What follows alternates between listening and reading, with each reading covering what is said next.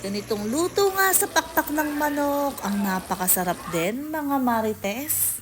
Meron nga lang din ako ditong sibuyas at bawang, luya, pati na nga rin itong ating pakpak ng manok at saka nga itong mushroom. Nagpainit na rin ako dito ng lutuan at nung mainit na nga, naglagay na ako ng mantika at naglagay rin ako ng sibuyas at bawang at luya.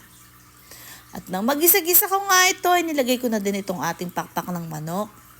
At para sa pampalasa, ay maglalagay ako dito ng oyster sauce, barbecue sauce, sesame oil, at saka nga din soy sauce. At syempre, ang black pepper at seasoning powder.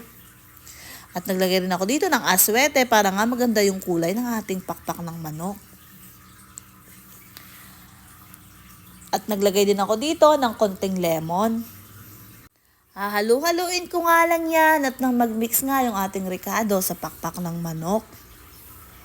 At syempre, hindi maluluto kung wala nga itong tubig. Kaya nga, nilagyan ko ito ng tubig at nilagay ko na rin yung mushroom. Mahinang apoy nga lang yan guys, para nga hindi mabigla yung pagkakaluto ng ating pakpak ng manok. At nung kumulong ang isang beses, ay binaliktad ko nga lang yung pakpak ng manok. At yet, binaliktad ko ulit. Iigahin nga lang yan at shit, mamaya ay ulam na.